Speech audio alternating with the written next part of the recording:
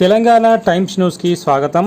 ప్రపంచంలోని కార్మికుల పండుగ మేడే అని అన్నారు మాజీ మంత్రి సనత్నగర్ ఎమ్మెల్యే తలసాని శ్రీనివాస్ యాదవ్. మేడే సందర్భంగా గురువారం మోండా డివిజన్లోని ఓల్డ్ జైల్ ఖానా వద్ద నిర్వహించిన మేడే వేడుకల్లో ముఖ్య అతిథిగా హాజరయ్యారు. మేడే జెండా ఎగురవేసి అనంతరం కార్మికులకు మేడే పండుగ శుభాకాంక్షలు తెలిపారు.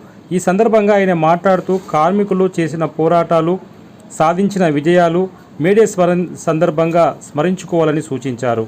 శ్రమకు మారుపేరు కార్మికులని, కార్మికులు లేనిదే సంపద లేదని చెప్పారు.